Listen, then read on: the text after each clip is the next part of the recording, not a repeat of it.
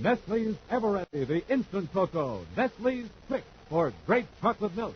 And Nestle's chocolate bars now present Space Patrol! High adventure in the wild, vast reaches of space. Missions of daring in the name of interplanetary justice. Travel into the future with Buzz Corey, Commander-in-Chief of the Space Patrol! In today's transcribed Space Patrol adventure, Buzz and Happy are on a strange planet 50,000 light years from the solar system. With their ship's water supply exhausted, they're kneeling beside a small lake to fill their canteens. It's cool, sir. Fairly clear. Fill the tester first, Hap. The water may be frozen. Yes, sir. I'm so thirsty I can't... Hey! Commander, what was that? Drop down, Happy. Someone's shooting at us. Somebody's coming over the rim of the crater. I'll try to draw my ray gun. Oh, that was close. Range, Hap. If you don't stop him, next time he'll get us, sure. We'll return in just a moment with a thrilling story, The Realm of the Robots. It's hot stuff. What's hot stuff? Nestle's Eveready Cocoa. Hey, that's hot stuff. Well, that's what I said. Nestle's Eveready Cocoa is hot stuff. Well, what are we arguing about? Oh, Hap, stop mixing me up. There's no argument about Nestle's Eveready because everybody agrees it makes the most wonderful cup of hot chocolate in the universe. You said a mouthful, Captain Tufeld. Nestle's makes such a rich, chocolatey, delicious hot chocolate it's out of this world. And there's no mixing up either, because Nestle's Eveready practically makes itself. That's right. All you do is put 1, 2, 3 teaspoons of Nestle's Eveready in your cup, add hot water, and it's made. You don't have to add milk or sugar, because Nestle's is complete. Yes, Nestle's has rich, whole milk and sugar already in it. And you know something? What I like best about Nestle's is that sensational Nestle's flavor. There's nothing quite like it. It's real chocolatey, too. A terrific treat, any time of day or night. Glad you mentioned that, Hap, because we always recommended hot chocolate made with Nestle's for a breakfast warm-up. But we also like to see Space Patrollers drink it at all their meals and snacks, too. Now, what did you say was the name of this product? Oh, Hap, you're kidding me again. You know it couldn't be anything but Nestle's Eveready Cocoa. In the bright red can. That's Nestle's, and it's hot stuff. And now, today's Space Patrol adventure, The Realm of the Robots. Commander Corey and Cadet Happy are aboard the Terra 5 on a special mission of exploration to Orion 14, a star 50,000 light years from the solar system. United Planets astronomers believe they've detected traces of a super radioactive element in the spectrum of the remote star. With a hyperspace vector set for Orion 14, Buzz and Happy are now waiting for their ship to emerge from faster-than-light star drive into regular rocket drive.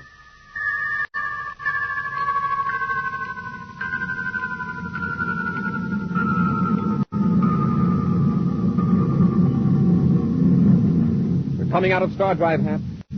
Get ready for our first close-up of Orion 14. Wow. A ball of white-hot fire. Check the cosmic protective shield. Right, man. No harmful rays are getting through, sir. Good. Now we'll set up the instruments and run a spectrographic test of the elements on Orion 14. Mind if I get a drink of water first? Go ahead and bring me one, Happy. Yes, sir. Well, just looking at that ball of fire makes me thirsty. Uh-oh. What's the matter? The water supply. I forgot to check it before we left. What do the gauges say? Port tank, empty. Starboard tank, empty. Reserve tank, bone dry. There isn't enough water aboard for a hummingbird to gargle with. Oh, how about the canteens in the field equipment locker? I goofed again, sir. Remember you ordered the entire water system purified, the pipes and tanks cleaned out, and the field canteen sterilized? Yes, sir. Well, everything's sterilized, all right. Sterilized and empty. It's all my fault, sir. Blaming yourself won't solve the problem. Well, there's only one way to solve it. It's to go back to the solar system. Oh, am I going to take a ribbing for this? 50,000 light years out in space, and I have to go back for a drink of water. There's a chance we won't have to go back, Hap. There's a planet over there about 10 million DUs away. It may have water on it. Yes, sir, but if it doesn't have water on it, we're in a worse spot than ever. It's got an atmosphere, man. You can tell by the way the light from the stars diffused around it. A light change vector, you set up the atmosphere testing equipment. Decelerating as they approach the strange planet, Buzz scans the surface through the viewscope while Happy prepares to run a test of the atmosphere. It doesn't look very promising, Hap. Just mountains and desert so far. Hey, Commander, things are looking up. There's hydrogen in the atmosphere and some oxygen. The ingredients of water, at least. Yeah, but the vapor content is awfully low, sir. At least at this altitude. We'll descend close to the surface here. Any trace of poisonous gases? None so far, sir. Hap, look over there. What does that look like? Smoke and rockets. If it isn't a mirage, it's a lake. A lake, all right. Or else it's the first mirage that ever fooled a viewscope. Yeah, that's the most beautiful sight I ever saw. As soon as we sit down, I'm going to dive right in and not come up until I've drunk a gallon. Oh, no, Hap. It's a small pool down inside a crater. Maybe poisonous. In fact, it may not be water at all, as we know. You get the test kit and 2 large canteens. Yes, sir. I'll set the ship down as close to the crater as I can.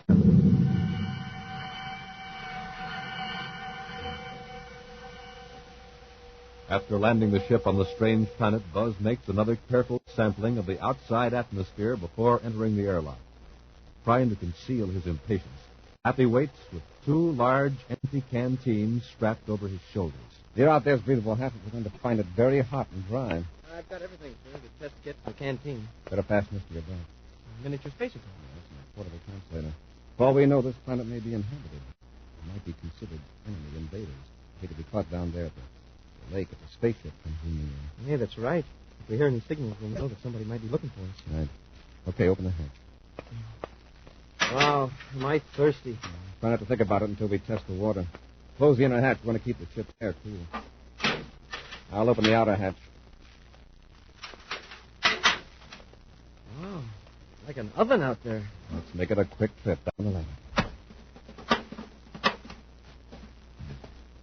Hey, this is desert, all right. Nothing but dry brush right up to the rim of the crater.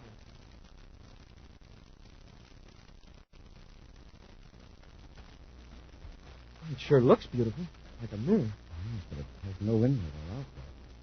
Let's make a test. Here's the test kit, sir. You took us a sample, huh? Yes, sir. Hey, it's cooler than I thought it would be.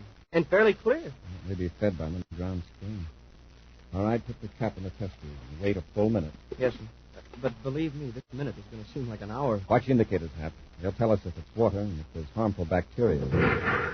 Commander, what was that? Drop to the ground, Hap. Somebody's shooting at us. Somebody's coming over the rim of the crater, down to the lake. I see. Try to go my rig on the other side. Hey, that was close. It splashed water in my face. Next time we'll get ashore. Don't move till you're done. Try to get him to talk. If we can turn in the translator correctly, maybe we can get him to listen to reason. Yes, sir.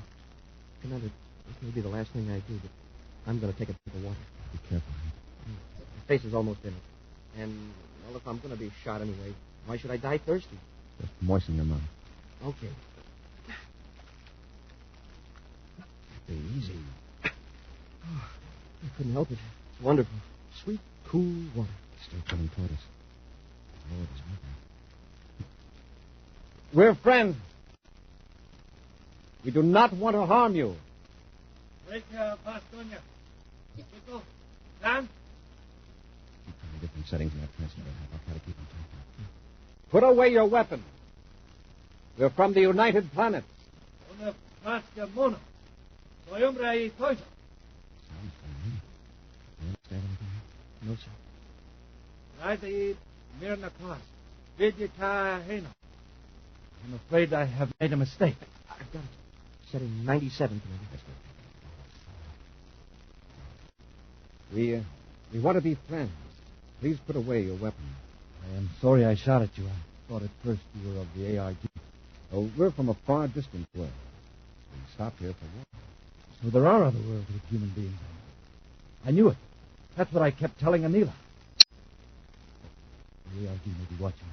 For your own safety, slake your thirst and leave Gabon. What's this ARG? Are they after you? The ARG are the aberration rectifier group. Huh? Commander, I think the translator's out of order. Aberration is an error. Deviation from truth. Exactly. And the function of the ARG is to detect these aberrations and correct them. I knew you weren't from the ARG when I saw you drink from the lake. You mean the lake is poison or something? Oh, no. The ARG do not drink water. They do not need water or food. Huh? What kind of human beings are they? They are not human beings. They're robots. mechanical creations in the shape of human beings. Well, if I'm not getting too personal, what do they after you for? You seem like a nice sort of guy. The Z-type ARG are after me because, well, I don't like to conform.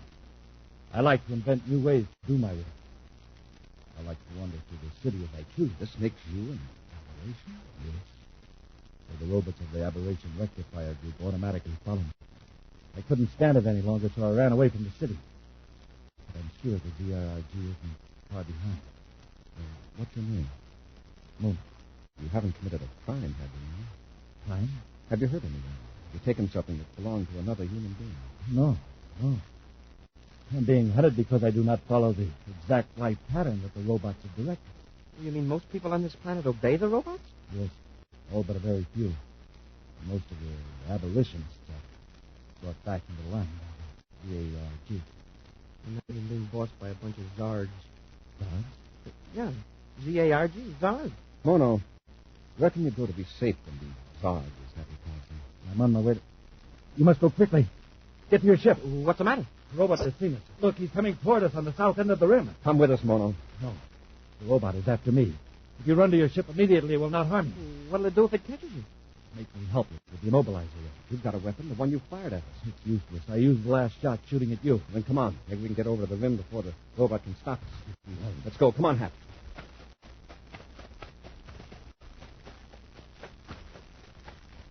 Hey, the robot's going farther down the rim of the crater. We'll have to run faster. The robots are very swift. It sure looks like a human being. You'll know the difference if he gets close enough. We're going to get close if we can help it. There's the ship. It's going to be tough running through that brush. It'll be tough on the robot, too. He's getting closer. Hey, what's that? I don't know. A new weapon, I guess. The brush is on fire. Smoking rockets, there's a wall of flame between us and the ship. The robot's got a heat ray. The Zard's closing in on us. We're trapped. We'll return to Space Patrol in just a moment. Say, Captain Truthbell, I just got my rocket cockpit. And boy, is it super. You said it, Tony. The model of Commander Corey's XRC is the greatest thing we've ever offered space patrollers. Let me tell about it, will you? Sure, go ahead. Gang, the rocket cockpit is a real scale model of the actual Space Patrol project, Infinity. It's more than a foot high, almost 2 feet wide. It's brightly colored, metal studded. It has moving parts, just like the real thing. You send and receive secret messages with the master code. They'll teach you a language only space patrollers can know. Fire the powerful atomic cannons. They're real secret. We govern the rocket mechanism, the special gravity control handles. We set the special time computers to star drive. It takes you into the future century. Travels more than 100,000 miles an hour. Look through the big moving view scope. You see all the planets and their names, too. How'd you like that? Tony, it's my guess they'll like it fine. In fact, we hope that every single space patroller will send for a rocket cockpit for his very own. Having a rocket cockpit is almost as good as having a real rocket ship, all your own. So get yours. It's real easy. Just send your name and address and 25 cents in coin. Plus 2 wrappers from any size Nestle's chocolate bars to Nestle. Box 54, St. Louis, Missouri. But, gang, send today so you'll be ready to receive Commander Corey's secret messages. That's your name and address and 25 cents in coin, plus 2 wrappers from any size Nestle's chocolate bars to Nestle, Box 54, St. Louis, Missouri. And now back to today's Space Patrol adventure, The Realm of the Robots. Buzz and Happy have landed on a strange planet near Orion 14 to obtain water. They were fired upon by an inhabitant of the planet who later explained he thought they were robots. The space patrollers soon learned that the planet Dobonic is controlled by robots who keep the human population under constant surveillance. Suddenly, one of the human-like robots appears. Deciding to save their new friend Mono from capture by the mechanical men, Buzz and Happy race toward their spaceship. As they run through the dry brush, they suddenly find themselves facing a wall of flame. Commander, we're cut off, and here comes the robot. Wants to take us alive, or it would have used that flame ray on us. A few more steps and we'll be helpless. With the immobilizer ray, you mean? Yes. Oh, look, over there to the left. The flame's on very thick. Shield your faces and run through the fire. Sure, then the robot can't see us. They can see through smoke. No time to argue. When you break through the flame, we'll split up. We can confuse the robot. Maybe either Happy or I can reach the ship and get some weapons. Come on. Stop. We're ordered to halt. The name of the Gobonic control system. The robot's got quite a set of pipes. Spread out. You can only chase one of us. Stop. You are ordered to halt in the name of the Gobonic control system.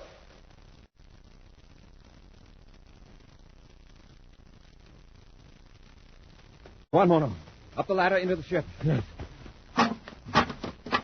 Halt. You cannot escape the ARG. Commander, the robot's after your friend. Run for the ship, Happy. Hurry. Commander, wait for me. Mono, that robot is made of metal, isn't it? Yes. You stay here at the hatch and help Happy aboard.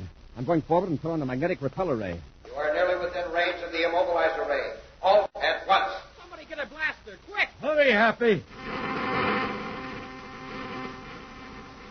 Up the ladder. Give me your hand. You have been warned. Come on, Happy. Oh, thanks, Mono. Let's close this hatch, quick. The robot's right behind you. The robot is now some distance away. Smoker Rockets, what happened? Lying on its back, 200 yards out there in the brush. It suddenly flew backward, as though hit by a strong wind. Use the magnetic repel array, Happy. Knock the metal robot for a loop. Thanks, Commander. I thought I was finished for sure. Close the hatch and blast off before the Zarg gets himself back into gear. Yes, sir. Up forward, everybody. Oh, while we were talking to Mono, I partly filled his canteen. I can't get over it. Human beings mastering a robot. Remarkable. Remarkable nothing. That's the way it should be. All right, stand by for blast off. Standing by, sir. Close ports. Close ports. Fire jets. Fire jets. Up ship and away.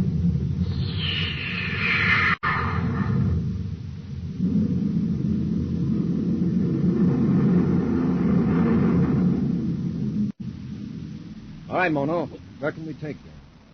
You mean you direct this ship just as you like? You can go anywhere you want? Well, just about. Anywhere within the limits of the ship's power. Amazing and wonderful. You have space travel here in Gobonic? There are spaceships. But I never heard of human beings traveling in them. They blast off at intervals full of cargo and then return empty to our city spaceport. Where do they go? I don't know. It's been going on for generations. Wait, somebody must have charge of the robots. Don't you have a government, or at least a ruling class? The robots are the ruling class. How did they get to be? Who built the robots in the first place? Nobody knows. In fact, very few human beings ever wonder about it. If they do not speak their thoughts aloud. Well, the Zargs get them, is that it? Like the robot that was after us? Yes. Few human beings have escaped from the cities. They live in groups of 4 or 5 on small farms. I was on my way to one of those farms when I saw you. Tell us where it is, and we'll take you there. That's very kind of you. I can't see how people would let themselves get in that position. Unless they gave you a lot to eat and a lot of luxuries. No, that's not the case. We're given only enough food to enable us to do the required work. There are no luxuries except for the administrators. The administrators? Who are they? A few highly skilled engineers who attend to the needs of the robot mechanism. The administrators replace defective parts in the computers. I see. The administrators get extra food and luxuries, so they're satisfied to keep the robots in control. That is right, Commander. Sometime in the past, living, intelligent beings must have put those robots in charge of the planet. Yeah, and once the system got rolling... Commander, look. Starboard viewscope. A spaceship. Mono, is that one of your Gobanic ships? Yes, they blast off from the city at regular intervals. Do they have human pilots, or are they robot-controlled? I'm not sure. I think they're robot-operated. Though with a human being at the controls, it might be too much temptation. To escape from Gobonic, you know. Yes. I should like to know where the ship's headed. Do you know, Mono? No. But there's no way to obtain information. If it does not directly concern your work, you do not ask questions. What is your work, Mono? I mean, what did you do before you left the city? I was a feeder in the document reclamation plant. Huh? When the records are no longer of any use, they were brought to the reclamation plant. I fed them into a vat where they were dissolved and later made into new paper. Mono, did you ever examine any of those documents? Yes. It is forbidden, but I have examined some of those documents before I threw them into the vat. I've even saved scraps of them. What did you see in those documents, Mono? The totals of what we produced, how much we had received. Only half of our wealth remains on the bond to be distributed among our people. The rest, well, I don't know where it goes. If we follow that spaceship, maybe we'll find out. I've already checked its vector, Commander. The robots rule Gobonic. Now let's see who rules the robot.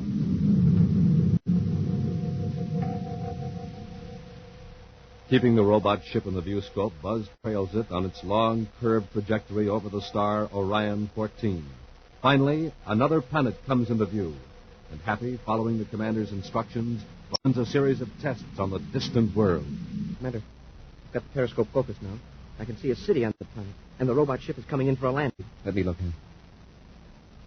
It's a big city, all right. But something's wrong. Those buildings are in ruins. There's no sign of activity anywhere. Then why is the robot ship landing there? This is incredible. Some horrible disaster struck that city. The buildings are smashed and gutted. The streets are choked with rubble. Smoke and rockets. Now, take a good look at those ruins now. What do you see? A lot of weeds and brambles. A lot of rubble is covered with something that looks like moss. Not a living soul in sight. The city was destroyed years ago, perhaps even a century. But that robot ship is... Take a look at the spaceport. See if it just dumped its cargo. Now it's blasting off. Mono, I want you to see this. Look into the periscope. Yes, Commander. The whole area is stacked with supplies, mountains of them. That's where half the wealth of your planet has been going for generations. Dumped here, in the heart of this ruined city, and never used. There's another robot ship in the viewscope, sir. Coming in with another cargo, I guess. Yes, they'll keep coming for another 100 years unless the people of Gobanic overthrow those robots. Commander, when Mono gets this news back to the people, he'll be a real hero instead of a fugitive. You don't understand, Happy. The Z-type robots, Zargs as you call them, would silence me before I could speak. Something sure ought to be done about it. I can spread the word among those who have already escaped from the city. Perhaps in time we can build up an organization and eventually get the truth to the slaves of the robot. You want us to take you to that farm you mentioned? I'd appreciate it, Commander. All right, Mono. Change back to Hap. We're returning to Gobanic. More than an hour later, the Terra 5 settles down in a forest clearing on the planet Gobanic. As Buzz opens the outer hatch, he and Happy can see a small log hut set back among the trees. Oh, Mono, you ought to be safe here. At least I shall be free. And I can raise enough food for my own needs. There's a small spring behind the hut, so I'll have plenty of water. Well, that reminds me. One full canteen of water will see us back to our own solar system. Of course, Commander. If one of you will come with me. Hap, you stay here in the ship. Check the spacephone frequencies. There's a chance that the robot detectors may have seen our ship. Yes, sir. If you pick up anything that sounds like trouble, signal me. I'll set my miniature spacephone to emergency channel 5. Okay, Commander. Goodbye, Mono, and good luck. Thank you, Happy. And I hope we'll meet again when we human beings control our own destiny. You'll conquer those robots, don't worry.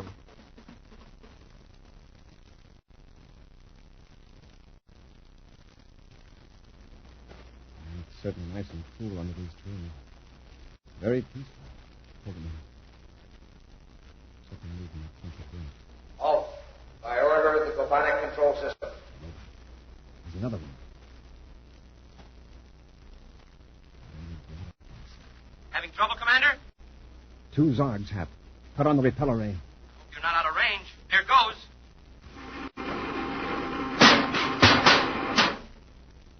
We got one of them, Hap. The repeller ray smashed him against a tree trunk. How about the other one? He's still coming toward us. That's not a robot. It's one of the administrators. Cut the repeller ray, Hap, and stand by. Yes, sir. Stand right where you are. Both of you. Better do as he says, Commander.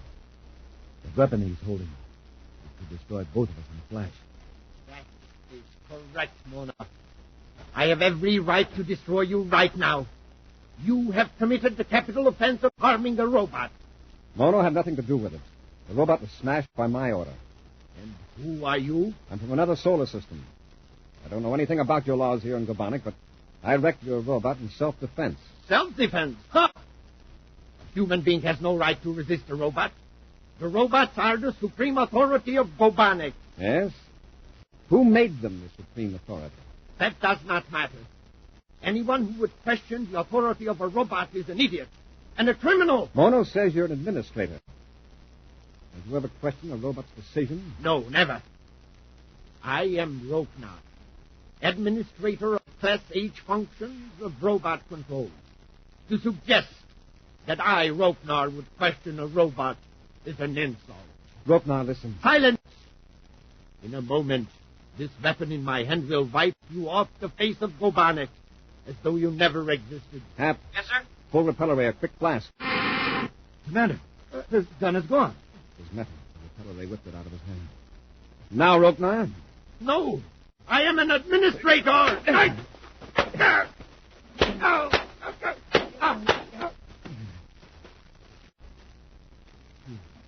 Knocked him out. Is everything all right, Commander? Yes, Hap.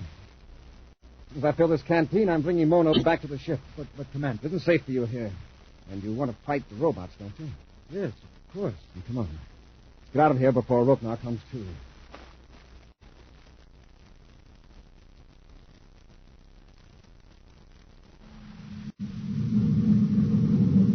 We're almost up to star drive velocity, Commander. Fine, Hap.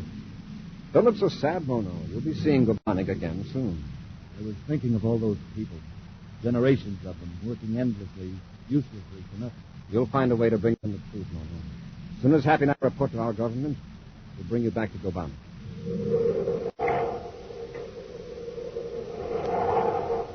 An action preview of next week's exciting Space Patrol adventure in just a moment.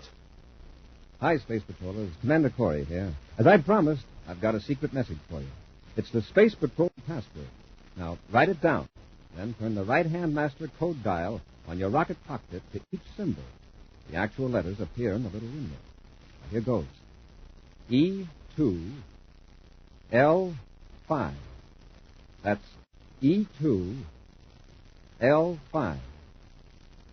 Second word. N1, O12, L5, T18, E20. Repeat. N1, O12, L5, T18, E20. Now you have the official password. You can have so much more fun with your rocket cockpit. It's equipped with moving stratoviewer, speed controls, secret star drive mechanism, and sensational working atom cannons. Now, don't miss out on all the fun. Write for your rocket cockpit today, before the offer expires. Send your name and address, and 25 cents in coin, along with 2 wrappers from any size Nestle's chocolate bars, to Nestle, Box 54, St. Louis, Missouri. That's Box 54, St. Louis, Missouri. And now, a preview of next week's exciting Space Patrol adventure. Buzz and Happy are walking across the spaceport of the deserted, ruined city on the planet Wormuk. Hap, look up there, Hank. The end of that big stack of supplies. It's an opening in the ground. Was it there a minute ago? Yes, I don't know. I don't think so. Smoking rockets. Look what's coming out of that hole. It's a giant beetle. It's a robot tank. Whatever it is, it's a monster. And it's coming toward us. Get back to the ship, Hap. Hurry. Hey, Commander, the robot's right behind us.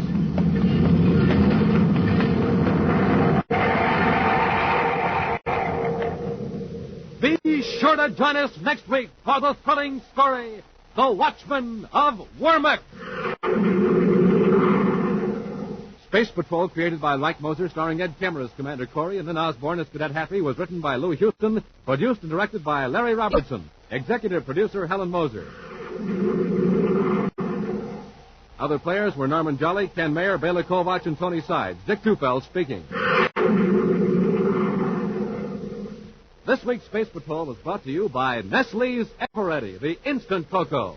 Nestle's Quick for great chocolate milk, and famous Nestle's chocolate bars.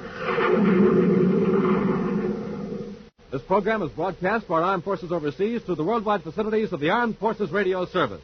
Space Patrol came to you transcribed from Hollywood. This is ABC Radio Network.